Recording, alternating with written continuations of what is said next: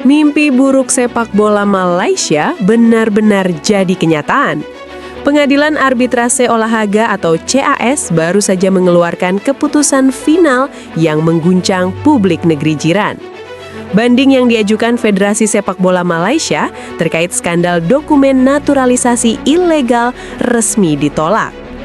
Kini, posisi Malaysia di kualifikasi Piala Asia 2027 berada di ujung tanduk. Bayang-bayang hukuman WO hingga diskualifikasi massal menghantui skuad Harimau Malaya. Apa yang sebenarnya terjadi? Dan benarkah Vietnam bakal mendapatkan tiket gratis akibat skandal ini? Mari kita bahas. Semua bermula saat FIFA menemukan kejanggalan pada 7 pemain naturalisasi Malaysia. Mereka dituding menggunakan dokumen palsu untuk membuktikan garis keturunan atau ancestry. FIFA menemukan bahwa kakek nenek para pemain ini sebenarnya berasal dari negara-negara seperti Argentina, Brazil, dan Spanyol, bukan Malaysia. Akibatnya, FIFA menjatuhkan sanksi berat, denda 350.000 franc Swiss, sekitar 7,5 miliar rupiah, dan larangan bertanding selama 12 bulan bagi ketujuh pemain tersebut. VAM yang merasa tidak bersalah langsung mengajukan banding ke CAS. Namun pada 5 Maret 2026, CAS justru menguatkan hukuman tersebut. Meskipun ada sedikit keringanan di mana pemain boleh berlatih di klub, larangan bertanding di laga resmi tetap berlaku karena penipuan dokumen ini terbukti secara hukum. Inilah bagian yang paling mengerikan bagi fans Malaysia. Dampak dari putusan CAS ini langsung mengarah pada status Malaysia di babak kualifikasi. Malaysia diketahui sempat memainkan pemain-pemain bermasalah ini saat menang 4-0 atas Vietnam di bulan Juni 2025. Sekjen AFC Datuk Seri Winsor Paul menyatakan bahwa kasus ini sekarang sudah dilimpahkan ke Komite Disiplin AFC. Ada skenario terburuk yang sangat mungkin terjadi. 1. Kekalahan WO 0-3. Hasil kemenangan Malaysia melawan Vietnam dan Nepal bisa dianulir dan diubah menjadi kekalahan 0-3. 2. Diskualifikasi. Jika AFC menganggap pelanggaran ini bersifat sistemik dan berat, Malaysia bisa saja dicoret sepenuhnya dari kualifikasi. Jika poin Malaysia dikurangi atau kemenangan mereka dianulir, maka Vietnam yang berada di posisi kedua akan langsung melonjak ke puncak klasemen dan berpeluang besar merebut tiket ke Arab Saudi 2027. Kondisi internal VAM sendiri sedang kacau. Kabarnya jajaran Exco VAM sempat mengundurkan diri secara massal akibat skandal ini. Di sisi lain, Federasi Sepak Bola Vietnam atau VVF terus mendesak AFC untuk segera mengambil keputusan tegas sebelum laga pamungkas 31 Maret mendatang. Publik Malaysia kini hanya bisa pasrah menunggu ketuk palu dari AFC.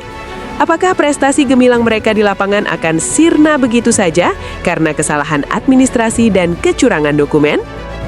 Ini adalah pelajaran mahal bagi sepak bola Asia Tenggara tentang pentingnya integritas dalam proses naturalisasi. Bagaimana menurut kalian? Apakah hukuman diskualifikasi pantas diberikan kepada Malaysia? Ataukah denda dan larangan bermain bagi pemain saja sudah cukup? Puas hati. Harapkan pegar makan padi. Dah, lupakan Piala Asia, lupakan ACL Elite, lupakan ACL 2. Jahanam dibuatnya. Hancur lebur. Inilah puncanya lambang ni. Inilah puncanya. Saya ingatkan hukuman 7 pemain SM tetap perlu bayar. Penyudah kena ban juga. Aku dah bilang, tolong masak ayam sayur campur belacan. Tapi kenapa kau tak masuk? Semua salah. Mak bapak kenyau. Jadi pemalsuan dokumen tu memang berlaku lah ya. Menurut KAS ataupun keputusan KAS ni menunjukkan bahawa ketujuh-tujuh pemain ni tiada langsung pertalian darah dengan negara kita, negara Malaysia. Persoalannya sekarang, adakah kerajaan Malaysia akan menarik balik kerakyatan Malaysia, menarik balik pasport dan IC yang telah diberikan? Dan aku dengar pihak AFC dan juga FIFA akan ada tindakan susulan, akan ada hukuman yang seterusnya. Jadi kita tunggu dan lihat. Apakah kalian sudah mendengar kabar ini bahwa Pengadilan Arbitrase Olahraga atau CAS menolak banding yang dilakukan oleh Federasi Sepak Bola Malaysia? Jadi sanksinya akan tetap berlangsung, denda, dan juga ke-7 pemain itu akan tetap di-ban selama 12 bulan. Tapi mereka tetap bisa ikut latihan di klubnya masing-masing. Jadi cuma latihan, nggak main di laga profesional. Jelas kita harus menunggu keputusan AFC nanti seperti apa keputusan akhirnya. Saya sudah tolak banding. Kemarin juga AFC juga sebenarnya udah nolak banding, harusnya hukuman tetap akan dilangsungkan. Oke, gue sih kasihan sama pemainnya aja, tapi kan pemain juga harusnya sudah tahu ya resikonya kalau memanipulasi dokumen itu seperti apa. Ya, segitu dulu. Jatuh ditimpa tangga, dipijak gajah, dimakan buaya. Jatuh tertimpa tangga, diinjak gajah, dimakan buaya. Ini mungkin rasa yang saat ini dirasakan oleh publik sepak bola Malaysia. Saya sendiri cukup prihatin dengan apa yang terjadi di FAM ataupun Federasi Sepak Bola Malaysia, karena sekelas negara melakukan pemalsuan dokumen yang terbukti di FIFA sampai dengan CAS. Ini terbukti bahwa mereka melakukan kesalahan dalam dokumen tersebut. Akan tetapi itu adalah konsekuensi apabila di dalam suatu pertandingan tidak melakukan sportivitas, tidak menjalankan sportivitas baik dari administrasi ataupun dari permainan. Oke, saatnya mengakui kesalahan untuk FAM dan juga publik sepak bola Malaysia. Tidak perlu lagi menuding siapa yang melaporkan siapa yang bersalah dan lain sebagainya. Koreksi diri. Saya sendiri cukup prihatin karena ya itu adalah konsekuensi yang harus kalian terima dengan kesalahan tersebut. Oke, tetap semangat sepak bola Malaysia. Semoga dengan hukuman ini bisa meningkatkan kualitas sepak bola Malaysia.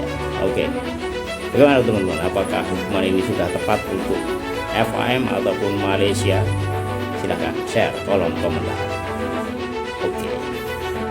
Apa cerita ni FAM?